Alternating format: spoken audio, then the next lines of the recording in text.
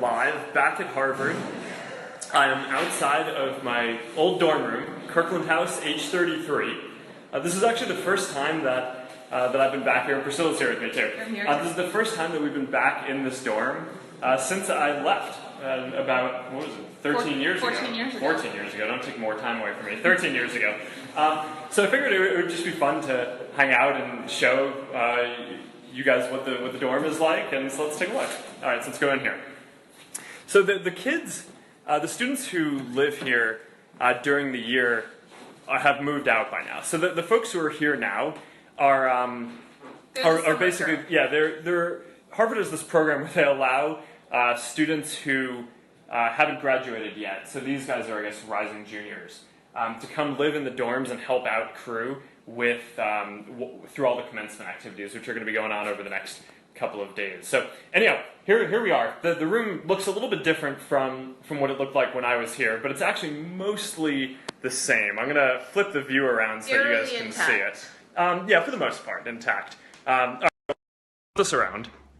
All right, so here's the door. So we walked in, and from the door here, when you walked in, this is the first thing you see, this desk. And this desk, minus the poster in the background, that is not my poster, and I would not have had a poster that cool. This is where my desk was. And this is literally where I sat, and I had my little laptop here. And this is where I programmed Facebook for, it took me about 2 weeks to program to code the first version of this. It was a very simple version that I launched in February of 2004. And this is kind of where it happened. Over here, where this bed currently is where Dustin's desk used to be. So, here, I'm going to go into the bedrooms in a second where basically, these Harvard does suites, right? So this is the common room. It's kind of a little odd to have the beds here, but Dustin's desk was right here. Dustin, of course, is my co-founder, and he joined really early on to help me expand from Harvard to a lot of other schools, and has been a really instrumental part of scaling it. Now he's started his own company, Asana, based out of San Francisco, that's doing work productivity. But all right, so this is the rest of the common room. All right, so let's keep looking around here. All right, so now where? Is this where? No, this is where Chris was. Chris's desk was right here. All right, so here now we're looking in the corner. Yeah, so right where this bed is where Chris Hughes' desk was. Yeah. All right, so Chris Hughes is our third co-founder.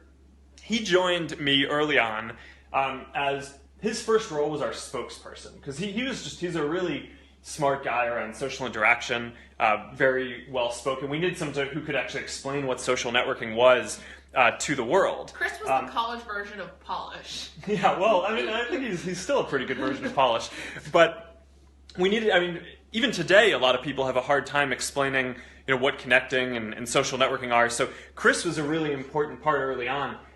He was the third co-founder, joined us to do that. There was also a really important reason why he had to join, which is that I spent a lot of my time doing computer science problem sets in the computer science lab. And it was underground in the basement, and there was no cell phone reception. So it used to be that all these local school newspapers, the Crimson, the Yale paper, the Stanford paper, all these different ones, would try to call to get comments on what we were doing as we expanded to different schools, and I couldn't get the phone calls because there was no reception. So Chris joined, and that was his first role, was helping to explain to the world what on earth we were doing. And then he, of course, joined as a product manager and helped us build stuff. So, all right, so this is where he was. All right, now I'm going to flip this around for a second.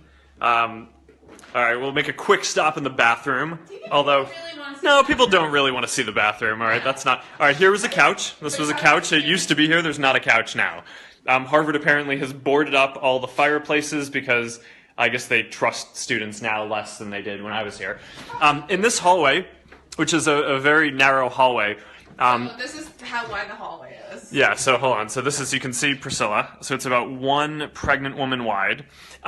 You have... One unit. You have... There used to be a whiteboard. This is where we used to... Yeah, we had the whiteboard here. And this is where we did all of our problem sets.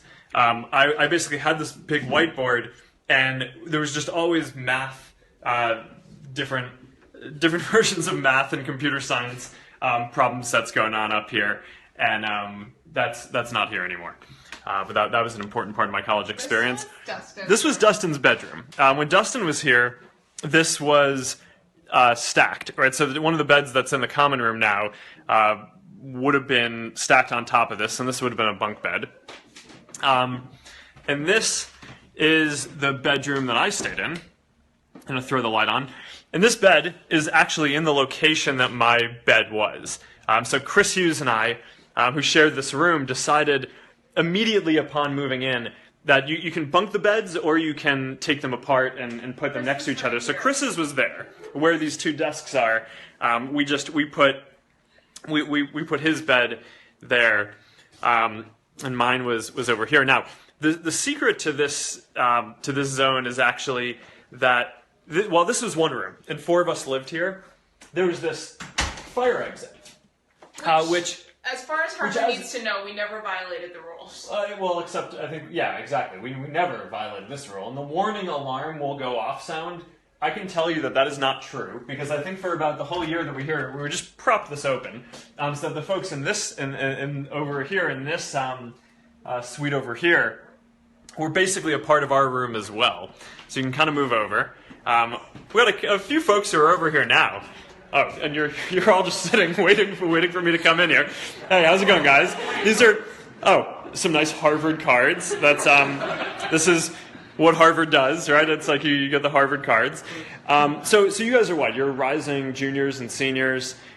We just met right before this. You want to introduce yourself and tell them what you're doing now? Sure. I actually graduated last year, and I'm interning at Facebook News. Yesterday was my first day. I was in Menlo Park. I took a red eye today, and I'm starting in New York. There you go. All right, and good to see you here. I'll be back over there in a moment.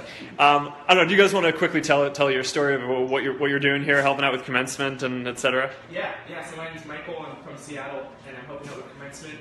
And was at Yale yesterday. My brother just graduated, so congrats nice. Joelle on your degree in science. Awesome. Congrats. I'm Catherine. I'm from New Hampshire, and I'm graduating in the next 2 days. Oh, awesome. Okay. All right. Exciting. Congrats. That's going to be great. Thank you. I'm excited for your Awesome. Well, no pressure. I heard it's going to be rainy, which is a little unfortunate, but it'll be good. I'm Nikon. I'm a rising junior along with Michael, who's my blockmate, and I'm his lucky roommate to come in right now. I was actually at Facebook interning last summer. That's my brother, Keon, right here.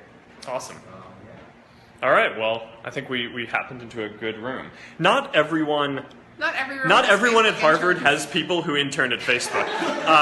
And I didn't plan this out, I promise. It was unknown. It's not like you stay in this room, you are guaranteed a job at Facebook. But I think there probably is some good karma here. All right, let's head back to the other room. All right? All right, thanks, guys. Good luck. Congratulations. Thank you. All right. Priscilla, do you have any stories from this suite from 13 years ago that you wanna share? None that I should tell. The overlap that we have between stories that are good, stories that I'm not already going to share at commencement in 2 days, and stories that are reasonable to tell on a live stream with 100,000 people watching is very small. Yeah, let's just say I was 18 when you were in this room, and people should be allowed to move on from things that happened when they were 18 years old. I agree with that. I was 19, so you Yeah. make it sound like it's all right. Okay, so let's get out through this. All right, so here are the guys who are actually staying in this dorm now. Hey, how's it going? Do you guys want to introduce yourself and sit down? You can grab a seat. I'm gonna sit here in this chair, which is the chair that I once sat in while programming. All right. All right. Tell us a little bit about yourselves and what you're doing here for the next few weeks. I'll start. So I'm Aiden. I'm from Los Angeles. I'm going to be a senior next year at Harvard, study economics. And we're all working for the building manager. So. Nice. Yeah, I'm Hillman. I'm going to be a junior next year, working for the building manager and economics also. I'm Chris. I'm from Wellesley, Massachusetts. Also going to be a junior and study history and literature. All right. So what stories, Priscilla, do you think we should? We have to have some stories besides just where the furniture was. I feel like there's got to be something worth sharing from our time in Kirkland. Well, I spent a lot of time sitting here's right the- here. Yeah. This was like literally That's a nice chair. where it happened. So- This is I mean, these are what, twin extra long? Yeah, 20 size. And that's like the standard college thing, it's a right? standard college bed. And, you know, now that I'm pregnant now, I'm like, Mark, how did we ever stay in one bed? That seems physically impossible. Oh yeah, I really don't understand that. Yeah, that I don't understand. So that was different. But it actually worked out really well because I like to wake up early. So I would be up at like 5 a.m. in the morning. And I would work from like 5 to 9 and then go to class. And then when I woke up, Mark went to bed. So we actually just took shifts and I never actually had to That's fit true. on one twin That's true. Yeah, I was up until like 5 a.m. coding. Well, because everyone goes to bed, and then it's like when you're programming, you want it to be quiet, right? And you want the time when you can just hang out and like jam on whatever it is you're building. And then there used to be, you know, also completely following Harvard's rules, there once was a microwave in here that we would make Hot Pockets in. And then every time we made a Hot Pocket, Joe Green Oh yeah, Joe Green. would It's like wander who's down like that little the hallway. quintessential worst roommate. Yeah. Right? It's like he would come in through. He lived on the other side of the fire door, He wasn't and it's like we had your like roommate. yeah no, it's like I don't even know how we got him. And then he would come in and eat your Hot Pocket. He was just like it's like it would be like I know it's like we'd be doing a problem set of programming, and you'd have one Hot Pocket left, It would be the last and he'd be like, it's like. Do I smell a Hot Pocket? And we just like open it up and start eating it. It's like, Joe, man, that's my last Hot Pocket. It's like, now I have to go all the way down to 7-Eleven. Yeah. And it's Cambridge, so it's snowing, right? I mean, this isn't like, we're not in Palo Alto anymore, guys. And, yeah. This is not this room specific memory, but do they still have the hangover chicken on Sunday? That's like kind of a Hot Pocket, but it's like a chicken patty that's filled with broccoli and cheese. Oh yeah, Yeah. Anything about hangovers, but Yeah. You wouldn't know anything about hangovers. Yeah, that was like delicious on Sunday mornings. Yeah. All right, so one story that I think is pretty funny to tell from here is, so I built a lot of different stuff during my time here. I mean, obviously Facebook is the one that people use now, but I built pranks, I built like class study tools, just all these different tools. And one of the things, one weekend, I wanted to build this prank website, Face Smash, and I'm going to talk about this a little bit in commencement in a couple of days, but so I don't want to get too deep into it.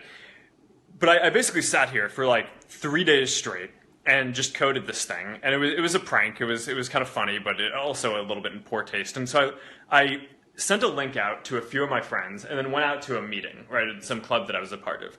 I wasn't trying to launch it. I just like sent it to a few friends, and while I was out at the meeting, I guess people had like someone emailed it to the Kirkland House list, and then it got emailed around, and within a couple of hours while I was out, like everyone on campus was just using this and like and clicking and like and doing all this stuff.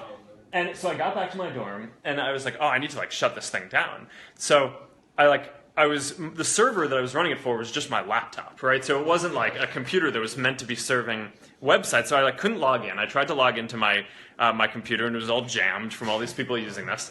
And then Harvard was like really wanted to shut it down, so they cut off internet access to all of Kirkland House. That was their way of shutting down the service. Was like they're like, you have to like get this thing down now, like no homework or internet or anything for any of you guys in Kirkland. This is gone, and we're done. And then of course the ad board wanted to come see me, and I almost got kicked out of school, and there's a whole lot of fun stuff there that we can get into another time. But that is probably one of my more memorable moments from Kirkland House, is just sitting here and like I'm trying to fix this. Dustin's trying to do his computer science problem set. Chris is like trying to write some paper for social studies or whatever he was studying, and then all of a sudden the internet just goes dark. Yeah, no, it's like Joe comes in, takes our last Hot Pocket, and it's like, come on, Joe. It's like, that's what you want right now. It's like, you're gonna take our last Hot Pocket. Yeah. So, yeah. So that was pretty real back then. But I mean, I used to just sit here and program. I remember now that we're sitting here, a bunch of memories are coming back. I don't know if so when you guys first when you first move in at the beginning of the year, there's like some dorm bonding, right? There's like some day, right? I don't know. I mean, I know you guys don't live in Kirkland the rest of the time, but Kirkland has this beach day where everyone goes to the beach. And I decided that instead of going to beach day, I wanted to program a study tool that and I was trying, as one would do, right? Just a typical person would do, right? That's like what a typical Harvard student would do. So I was trying to figure out what classes I should take. And so naturally, the normal thing that one would do in this situation is like, all right, I'm going to go download the course catalog and make a website where people can enter what classes they want to take and shop, and what classes they've taken in the past, and then they can click on other people in those classes and see what they've taken to see the correlation. So people who have taken stuff that I'm interested or are likely to take this. Here are the people who are going to likely be in this class, so this looks like a good in the student list. I called it Course Match. And I emailed that one out. I actually tried to launch that one myself. That was intentional. And my laptop just like melted down. Within like a week of it launching, I think that there's this thing which is like we ran the shower and we didn't shut this door, so there's like all this steam coming out. And like now I know this, I like run data centers, right, and have like hundreds of thousands of machines. Like you don't want the steam coming out and pouring onto the computer. But I remember at the time that was a pretty fun thing. I don't know, what else? What other fun stories from Harvard do we want to share before we sign off here? You guys have anything? Did you ever try and build anything from Course Match into Facebook? Yes. Yeah, no, I did. So That was Dustin's first job. well, so the early versions of Facebook were kind of a combination of like all of the different social tools that I built before that, right? So there was definitely a little bit of Course Match in it. One of the big things was like you could say what classes you were taking, and That's how you would find your first friends.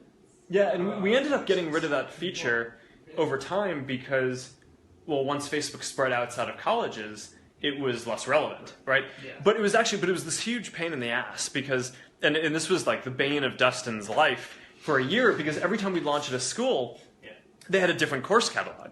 So, and he was like, hey, can't we just like put in some generic things like for math, multivariable calculus, for whatever? It's like no, we should make it so that at Harvard, you're saying you're taking 21A or 23A or whatever it is. But that meant that for every single college that we launched at, we had to parse the course catalog separately. And that was just very specific work that he had to go do that eventually we stopped doing. But He would get so mad. yeah, he was not. Dustin, if you're out there, I love you, man. I appreciate you for doing that. And, we just launched this feature for Facebook Live today, Live With, which technically should make it so that you can dial in and call in and join this live stream. So if you're out there and you want to join this live stream... True Dustin character, Dustin would rather not. Oh, no, Dustin would absolutely rather not. That's for sure. I don't know, what else? What else? Did Joe get hired? Joe? Yeah, Joe Green. No, it turns out that coming in and stealing your Hot Pockets is not a good strategy for getting hired. But actually, there's a funnier story behind it. Can I tell this You story? can tell this story. All right, let's go over to Soa. What was the one that you got in trouble for? called? Face Smash. Face Smash. So Joe also got ad-boarded in the Face Smash issue, and so his parents got involved too, and they didn't take any action, and he was fine. But he sat down with his dad, and they decided that he promised his dad he wouldn't get involved with anything that Mark ever did again. No. So he had the option of joining me at Facebook early on, and turned it down. And I guess to this day, I mean, this is an ongoing fight that he has with his dad. That's all good. It turned out fine for him. He started a bunch of companies, is doing a bunch of good stuff. But no, when I was here, I just loved building all these different social tools, right? So stuff like Course Match. I built websites for different teams. Like I built the website for the Ultimate team, intramural team. I helped different clubs out with their websites. I mean, this is just what I wanted to do. And so by the time I actually got around to building Facebook, I had built up so many different tools for building these social websites that actually do you guys still have Q guide. Yeah. No, what was I going to say? It's what's the period? Study period. What is it called? Yeah, Reading period. Shop period. When is that now? When is reading period? Is it in January still? Well, so we have shopping week at the beginning No, of the year. and they then take we their have finals every year. before Christmas. Yeah. All right, so that's changed. Right, so when I was here, you took your fall semester finals at the end of January, which kind of doesn't make much sense. So basically, you went home, and then you basically had all of January off to study. It was a reading period. So I took basically all of January to build Facebook. Right, that was the period where I was building Facebook. But it turned out, so there were a bunch of classes that I hadn't really gone to during the semester because I was building different various things. So there's this one class, a core curriculum class, Rome of Augustus. Does this still exist? Is this still here? So I haven't heard of it. I've heard. Yeah? They redid the core curriculum. We though. have- we It's still called have it. something else. Yeah. now, though. Got it. Gen Ed. It's called Yeah. Gen Eds, but yeah. General education. I see. But is that class Rome of Augustus still I here? think it's still here. At All least right, when so I was a freshman. so the final exam, the year that I was there, was an art of, I guess, a literature and arts class, and they gave you 200 pieces of art over the period of the course, and on the final exam they were going to pick out 3 or 4 that you had to basically know the significance of and write an essay about the significance of them. But the problem is that I think I didn't go to class the whole time, right? So and I didn't do much studying for it either. So and instead of studying during a reading period, I was building Facebook. So I got to this period a few days before the final where I'm like, wow, I'm kind of screwed. I mean, this is not one of those things like math where you can just go in and figure it out on the exam, right? There's no amount of smart that you can be that is going to make it so that you know all of the art pieces. So I was like, all right, I'm kind of screwed. So I took a break from building Facebook one evening to build a study tool. I went to the course website. I downloaded all of the images that we'd studied over the course of the class. And I made a tool where people could enter a comment about what was the historical significance of a photo and then see the comments that everyone else in the class had added. And then I emailed this out to the class list. And I was like, hey guys, I just built a study tool that's going to help us all study. And so I sent this thing out, and within an hour, it was populated with just distilled summaries of what was significant about every single one of the photos in the class. So that is how I passed Rome of Augustus while building Facebook during reading period in January of 2004 before launching. All right, anything else before we wrap up today? No, I think that's a good one to end on. All right, well, it's fun visiting Kirkland age 33 again. I think this is actually my first time being back here since I left 13 years ago. And I think they're renovating it, so it's the last. Yeah, that's the last time I'm going to be here. Because if there's one thing about Harvard, they're very confident about getting rid of old relics because they know that they're always going to be making new history. And that's an amazing thing about Harvard is there aren't that many institutions in the world that can be that confident that going forward there's going to be so much awesome stuff happening here. But Harvard can do that. So I'm probably never going to be back here again in this specific room. But this has been a place where a lot of really special things happen in my life, and I'm really grateful to this place. All right. Well, thanks everyone for tuning in for our live stream here. I'm going to be doing the commencement address Thursday afternoon, so that's a couple days from now. I think it'll be around 3 p.m. In the afternoon. I've been working on this for a while. It's pretty personally meaningful to me to actually finally get a degree from here, and I promise it means even more to my parents, who really wanted me to graduate. This might be the thing that they're going to be most proud of me for.